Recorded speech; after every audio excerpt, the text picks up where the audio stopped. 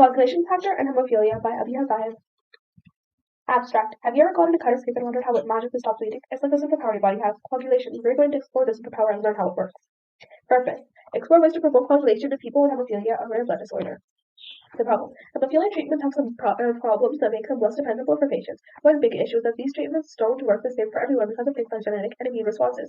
The usual way of getting these treatments through frequent infusions that can be hard for people to follow up on and may disrupt their daily routines. Some patients also develop inhibitors, which are like blockers that stop the treatment from working well. The advanced treatments are not easy to access and for everyone and can be expensive, making it harder for some people to get the care they need. To make hemophilia treatments more reliable, we need simpler and easier options that consider these challenges so everyone can get the consistent and effective help. Hypothesis. It's a strategy of gene therapy which involves engineering special stem cells to produce high levels of factor 8 or 9 and transplanting them into the patient's seeds. It can promote coagulation in a natural manner. What is coagulation?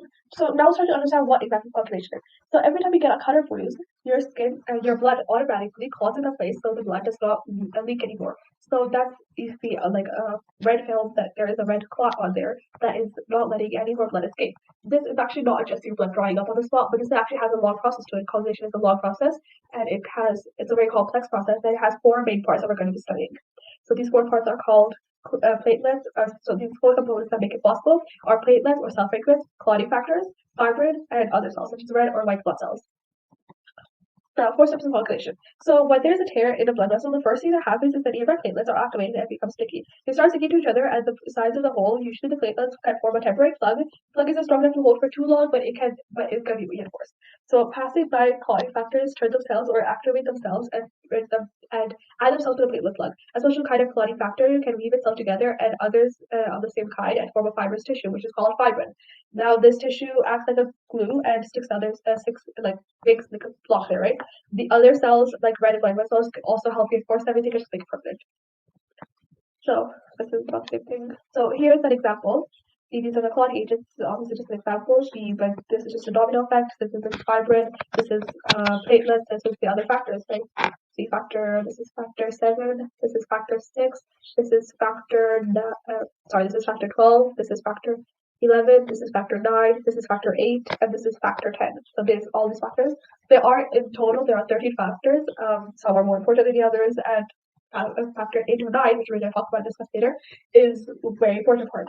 So they all fall and they plug the hole, or in this case, the separation, whatever you want to call it. Here's another example: normal blood vessel. It has a tear in it, and the blood cells are leaking. And this is just an example with all of the plugs there. So it returns to normal after a while.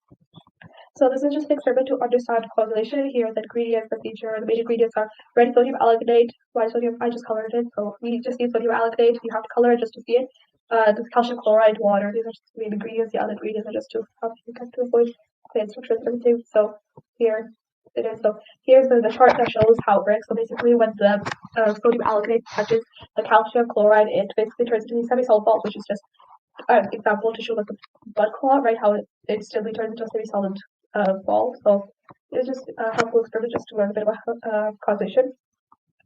Okay, so now let's see what hemophilia. So as I said before, there are many clotting factors and everything, and 2 of these clotting factors are named factor 8 and factor 9.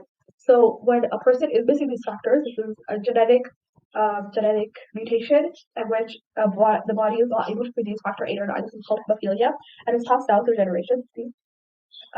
So it's very serious. In some cases, it could be obviously like any disease. It can be severe, or it can be pretty light. It depends on how much percent you have in your blood. Some people have absolute 0% factor 8 or 9, and they have big issues. They have to have weekly medications and injections put on them, and so it's pretty hard. And this is what it is.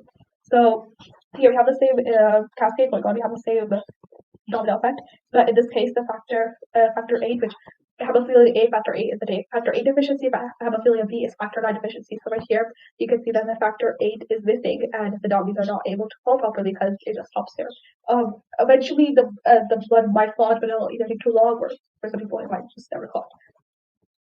But eventually it will flop, but it'll just be really uneffective.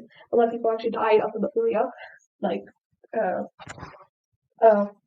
Queen Elizabeth son, not Queen Elizabeth, sorry, Queen Victoria's son. So it's pretty deadly sometimes if you don't have the right treatment. So like I said before, it's a genetic disease. So right here is an example. See the fact, so in hemophilia, there's a defective X, right? And so if the father has it, he has one X and one Y. This is the defective X right here, and this is one. The mother has two X's. These two are normal. So if it is a daughter, she needs two X's. So obviously she will have hemophilia, but hemophilia does not affect women at all. Since one of their X's is able to produce it, most of the time it is able to cover up for the others. They might have lower levels of factor 8 or 9, but they still will have enough to live a normal life, in most cases at least. So she will be a carrier of hemophilia, or also known as heterozygous. So in the son's case, he will never have hemophilia since he needs a Y from his father. In the case where a heterozygous has a child, she has two X's. That is, none of her children are obliged to have either or of the X's. They can get either. So there's about a 25% chance of the children getting it. If her son gets it, that X, he will have hemophilia. If her daughter has it, she will be a heterozygous. This is another example here. So symptoms. Now it is obviously if it's a genetic disease, you will have this since birth. So your the internal bleeding is not likely until the age of 2, but you will have something like joint bleeding, mouth bleeding, bleeding in soft tissue, surface bruising, and hematuria, which is blood and urine. So diagnosing hemophilia, if a doctor suspects you have hemophilia, they'll do some simple blood tests and measure the amount of factor 8 or 9 that the patient has in their body. If it's less than 1% of the average levels, and they have severe hemophilia. If it's 1 to 5% of the average levels, he or she has moderate hemophilia. 5 to 30%, then the hemophilia is very mild. So these test results will usually come to 1 to 2 weeks. The current treatments are recombinants or plasma. They will get injected into your blood. Depending on how severe you have it, you might have it. You have to put it every second day, or you might have to put it 1 to 2 times a month, or 1 to 2 times a week. So it depends on how severe you have it. So there are these. This is some for hemophilia A. That he has some hemophilia B. I didn't go see those. So yeah, so history of hemophilia, like I mentioned, the first documentation, like the official documentation, were by Dr. Skolnian and student Friedrich Hoff at the University of Zurich. And then the first known documentations that we have are 2nd century AD, which is the Talmud, Jewish Rabbinic writing. So it is pretty old disease. And our physician named Abu Qasim also in the 10th century that he mentioned that the male members in certain families died of traumatic events due to excessive bleeding. So it is, like I mentioned before, Queen Victoria was known to be a heterozygous or a carrier. Her son Prince Leopold Albert died at the age of 30 due to excessive bleeding. They also Princess Alex Beatrix, 3 of her Queen Victoria's children got it. 2 of them were daughters, obviously, so they didn't get affected. Alexander Flish was her grandson. He had hemophilia and a series of events. Gregory Rasputin, he was appointed his healer, and there was a bunch of stuff. And basically, what happened was Gregory Rasputin got murdered, and so happened, and that was one of the leading causes to the Russian Revolution. Princess Beatrix Fyodor, also youngest child, was the 3rd child to get it, and she passed it down she passed it down to several of her children, and so about 3 generations after Queen Victoria, hemophilia popped in and out of the family. So that's why it's called, also mentioned as the royal disease. So let's stop this.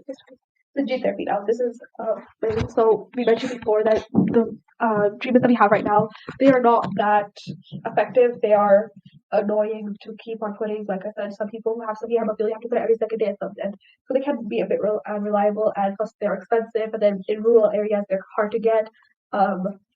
So gene therapy is a one-time solution.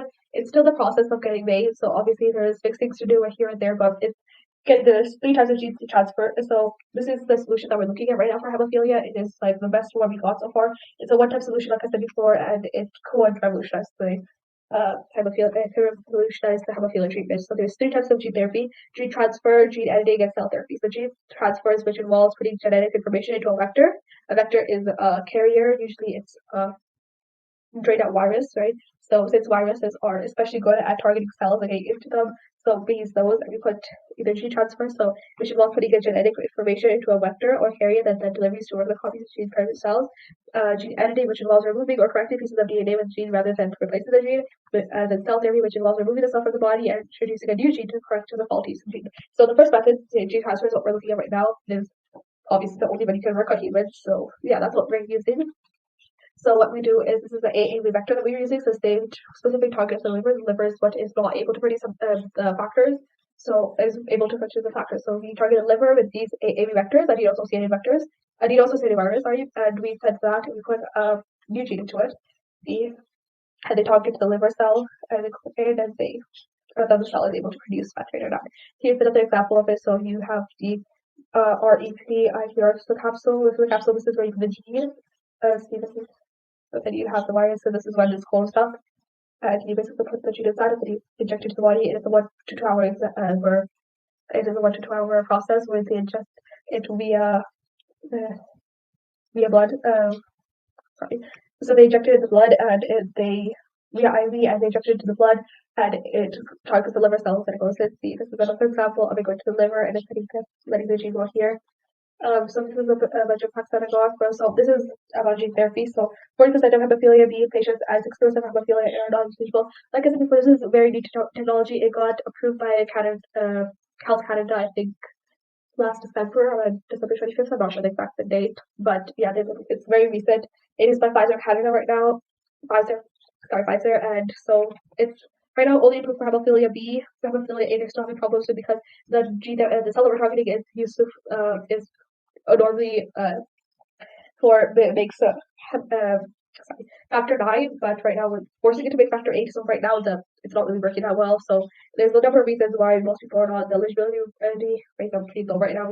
Most people aren't able to get it, but it is a step forward. So this is the method of how you get into it. So to the blood. So yeah. So conclusion. So Pfizer Canada, ULC, and the Health Canada approved an AAV vector-based gene therapy for the treatment of adults aged 18 and older and moderately severe to severe hemophilia B factor 9 deficiency who are negative or neutralized antibodies for variants.